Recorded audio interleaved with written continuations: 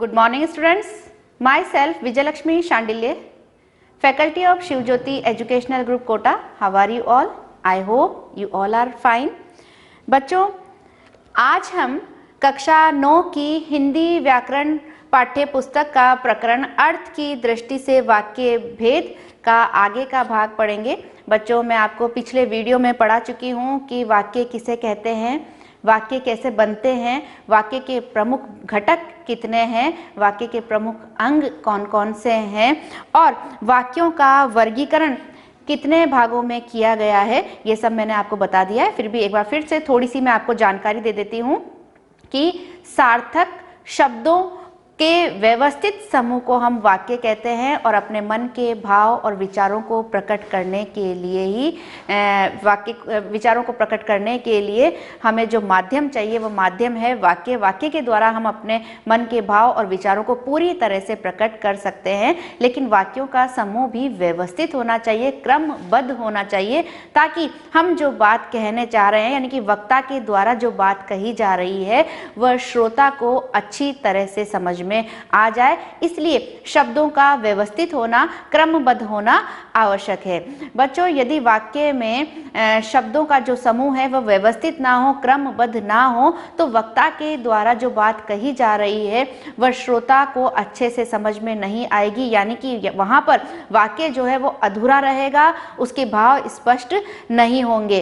और वाक्य में जो कर्ता और क्रिया है तो कर्ता और क्रिया का होना भी आवश्यक है, ये मैं आपको बता चुकी हूँ, क्योंकि इनके बिना वाक्य जो है वो अधूरा है। तो वाक्य में जब कर्ता और क्रिया होते हैं तो वक्ता के द्वारा जो बात श्रोता को समझाई जा रही है, कही जा रही है, वह उसके आसानी से समझ में आ जाती है। और मैंने आपको बताया कि वाक्य में कर्ता को उद्देश्य और कर्ता के द्वारा जो कार्य किया जा रहा है उसे विधेय कहते हैं, और उद्देश्य और विधेय का विस्तार करने के लिए हम वहां पर कुछ विशेषण शब्द भी जोड़ देते हैं, जिन्हें हम उद्देश्य का विस्तार और विधेय का विस्तार कहते हैं। इसके बाद मैंने आपको बताया था बच्चों कि वाक्य का जो वर्गीकरण है वो दो आधार पर किया गया है, रचना के आधार पर और अर्थ के आधार पर। हमारे 9वीं के पाठ्यक्रम में इस वर्ष सिर्फ अर्थ की दृष्टि से वाक्य के जो भेद हैं उसी को शामिल किया गया है।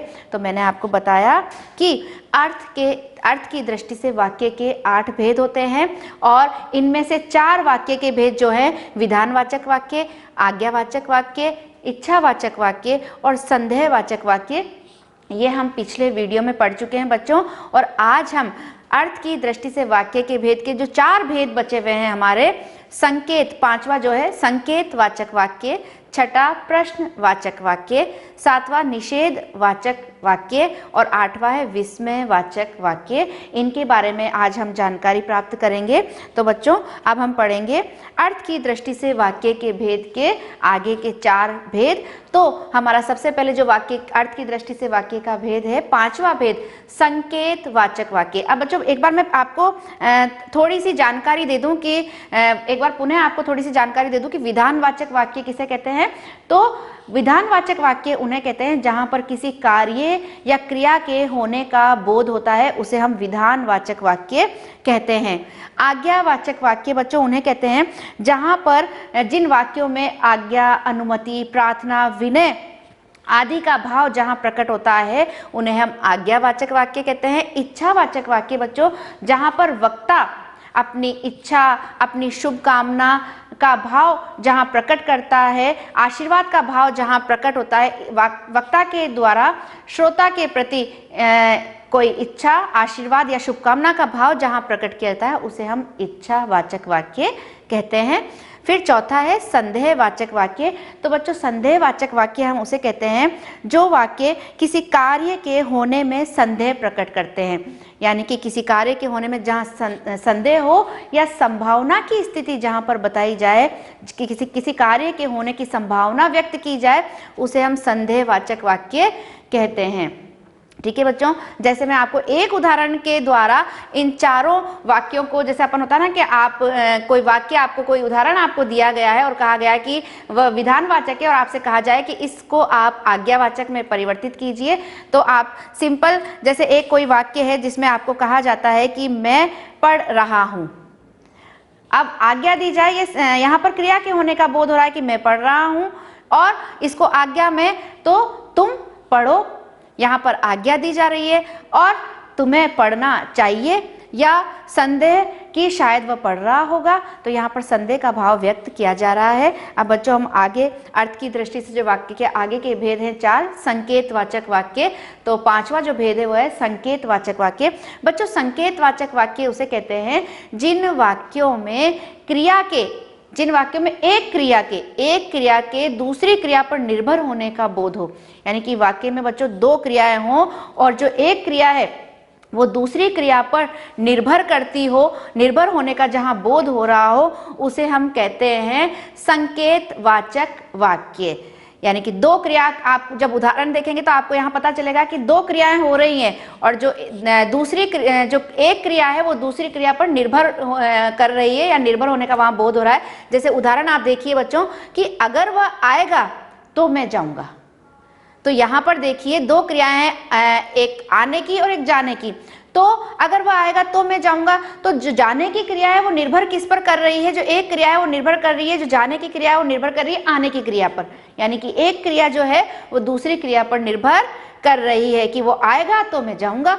दूसरा उदाहरण है बच्चों कि अगर वर्षा हुई तो फसल अच्छी होगी। तो बच्चों यहाँ पर जो फसल अच्छी, 2 क्रियाएं हो रही है, एक तो वर्षा का होना, दूसरा फसल का अच्छा होना। तो फसल का अच्छा होना किस पर निर्भर कर रहा है? वर्षा के अच्छा होने पर, क्योंकि वर्षा अच्छी होगी तभी तो फसल अच्छी होगी। तो देखिए बच्चों यहाँ पर 2 क्रियाएं हैं और एक क्रिया दूसरी पर निर्भर कर रही है। फिर तीसरा उदाहरण है बच्चों कि यदि अनुमति हो तो दिनेश अंग्रेजी पढ़े। तो यहाँ पर भी जो अंग्रेजी पढ़ने की जो क्रिया है वो किस पर निर्भर करेगी? अनुमति पर। तो देखिए ये जो 3 उदाहरण यहाँ दिए गए हैं बच्चों, इनमें आपको पता चल रहा है कि 2 क्रियाएं हो रही है और एक क्रिया जो है वो दूसरी क्रिया के होने पर निर्भर कर रही है। ठीक है बच्चों। अर्थ की दृष्टि से वाक्य का छठा भेद है बच्चों प्रश्नवाचक वाक्य। बहुत आसान है ये भेद, बहुत आसानी से आपको पहचान में आ सकता है। आप आसानी से इसके उदाहरण वाक्य भी बना सकते हैं कि जिन वाक्यों में प्रश्न किया जाए, प्रश्न पूछा जाए, अर्थात किसी से कोई बात पूछी जाए, उन्हें प्रश्नवाचक वाक्य कहते हैं बच्चों। यानी कि जिन वाक्यों में प्रश्न किया जाए और उनके मूल में जिज्ञासा होती है तो उन्हें हम प्रश्नवाचक वाक्य कहते हैं। और यहाँ पर प्रश्नवाचक, इन वाक्यों के अंत में प्रश्नवाचक चिन्ह लगाया जाता है और यहाँ पर प्रश्नवाचक जो शब्द होते हैं, क्यों, कब, कैसे आदि जो शब्द होते हैं, प्रश्नवाचक जो शब्द होते हैं वह यहाँ पर प्रयुक्त होते हैं और वाक्य के अंत में हम प्रश्नवाचक चिन्ह का प्रयोग करते हैं। जैसे उदाहरण देखिए कि तुम्हारा नाम क्या है। क्या यानी कि ये प्रश्नवाचक शब्द है और यहाँ पर पूछा जा रहा है कि तुम्हारा नाम क्या है, नाम पूछ रहा है, तो इसके लिए क्या प्रश्नवाचक शब्द का प्रयोग किया है। और देखिए वाक्य के अंत में प्रश्नवाचक चिन्ह यहाँ पर लगाया गया है। दूसरा है तुम कब आए। वह पूछ रहा है, जो वक्ता है वह श्रोता से पूछ रहा है कि तुम यहाँ कब आए। तो यहाँ पर प्रश्नवाचक शब्द और प्रश्नवाचक चिन्ह का अंत में, वाक्य के अंत में प्रयोग किया गया है। तीसरा है वह कल कौन आया था। यहाँ पर भी प्रश्न किया जा रहा है। तो आपको ये तीनों उदाहरण देख के आसानी से समझ में आ गया होगा कि जिन वाक्यों में प्रश्न किया जाए अर्थात किसी से कोई बात पूछी जाए तो वहाँ पर यानी वक्ता के द्वारा श्रोता से कोई बात प्रश्न किया जाए या उससे कोई प्रश्न पूछा जाए, उन्हें हम प्रश्नवाचक वाक्य कहते हैं। अर्थ की दृष्टि से वाक्य का 7वां भेद है निषेधवाचक वाक्य। बच्चों निषेधवाचक वाक्य हम उन्हें कहते हैं जिन वाक्यों में किसी क्रिया के निषेध का अर्थ है बच्चों ना होना, किसी कार्य की मनाही होना, यानी किसी कार्य को न करने के लिए कहना, ना होने का भाव जहां पर होता है। तो जिन वाक्यों में किसी कार्य के निषेध यानी कि उसकी मनाही हो, ना होने का बोध होता हो, उन्हें हम निषेधवाचक वाक्य कहते हैं। और जैसे उदाहरण यहाँ पर दिए गए हैं कि अब तुम मत खेलो, यानी मनाही की जा रही है। मत खेलो, मत का मतलब क्या है? मनाही की जा रही है, किसी काम को नहीं करने के लिए कहा जा रहा है। तो निषेधवाचक वाक्य है मैं कल आगरा नहीं जाऊंगा, यानी कि वो आगरा जाने के लिए मना कर रहा है, किसी कार्य को जाने का जो कार्य हो रहा है उसकी मनाही की जा रही है। और तीसरा उदाहरण है सोनिया 9वीं कक्षा में नहीं पढ़ती होगी। तो यहाँ पर भी नहीं, नकारात्मक निषेध का भाव यहाँ पर आ रहा है। तो इन तीनों उदाहरण में आपने पढ़ा बच्चों कि इनमें किसी कार्य के निषेध होने का हमें बोध हो रहा है, यानी किसी कार्य के न होने का, किसी कार्य की मनाही होने का हमें यहाँ पर बोध हो रहा है। उसे ही हम क्या कहते हैं, निषेध वाचक वाक्य हम कहते हैं। एक तरीके से बच्चों जो निषेधवाचक वाक्य होते हैं, इनमें किसी बात या कार्य के न करने, न होने या न होने का भाव जहां प्रकट होता है, उसे ही हम निषेधवाचक वाक्य कहते हैं। जैसे अभी तुम वहां मत जाओ, यानी कि यहाँ पर भी मैंने एक उदाहरण और दिया है, इसमें भी कार्य को न करने के लिए कहा जा रहा है। अब बच्चों हमारा अर्थ की दृष्टि से वाक्य का जो आखिरी भेद है वह है विस्मयवाचक वाक्य। ये अर्थ की दृष्टि से वाक्य का 8वां भेद है। और बच्चों जिन वाक्यों में आश्चर्य, हर्ष, शोक, घृणा आदि के भाव व्यक्त हों, उन्हें विस्मयादिवाचक वाक्य कहते हैं। बच्चों आपने जैसे अव्यय पढ़े हैं ना, अविकारी शब्द आपने पढ़े हैं, तो उन अव्यय में आपने विस्मयादि बोधक भी पढ़ा होगा। तो आपने उसमें पढ़ा होगा कि बच्चों जिन वाक्यों में जो शब्द बताती हूँ पहले मैं आपको, कि जो शब्द हमारे दुख, सुख, आश्चर्य, घृणा, शोक, हर्ष, प्रशंसा आदि के भाव प्रकट करते हैं, उन्हें हम विस्मयादिबोधक शब्द कहते हैं। अब यहाँ पर विस्मयादिबोधक वाक्य बता रहे हैं हम, लेकिन इन वाक्यों में भी बच्चों हम वाक्य के प्रारंभ में विस्मयादिबोधक जो शब्द होते हैं, जिनसे हर्ष, शोक, घृणा, आश्चर्य, दुख, प्रशंसा, शाबाशी आदि के भाव जहाँ प्रकट होते हैं, उन्हें हम विस्मयादिबोधक वाक्य कहते हैं। और बच्चों इन वाक्यों में हम वाक्य से पहले, सबसे पहले हम विस्मयादिबोधक शब्द का प्रयोग करते हैं। विस्मयादिबोधक शब्द के तुरंत बाद में विस्मयादिबोधक चिन्ह का प्रयोग किया जाता है, जैसा कि आपको यहाँ उदाहरण में दिखाई दे रहा है। समझ में आया आपको? मैं फिर से एक बार रिपीट करती हूँ कि जिन वाक्यों से आश्चर्य, मन में उठने वाले जो भाव है ना, आश्चर्य, हर्ष, शोक, घृणा, दुख, प्रशंसा और शाबाशी आदि के भाव जहाँ प्रकट होते हैं, उन्हें विस्मयादिबोधक वाक्य, विस्मयादिवाचक वाक्य कहते हैं। जैसे उदाहरण देखिए आप, पहला उदाहरण है कि वाह कितना सुंदर फूल है। बच्चों यहाँ पर देखो आश्चर्य का एक तरह से कह के वाह, खुशी हो रही है ना कि वाह कितना सुंदर फूल है। हमें किसी सुंदर वस्तु को देखकर, सुंदर चीज को देखकर हमें प्रसन्नता का अनुभव होता है, हम खुश होते हैं उसको देखकर, अच्छी अनुभूति हमें होती है, तो हमारे मुंह से अनायास ही निकल जाता है वाह कितना सुंदर फूल है, कितना सुंदर बगीचा है, वाह कितना स्वादिष्ट भोजन है।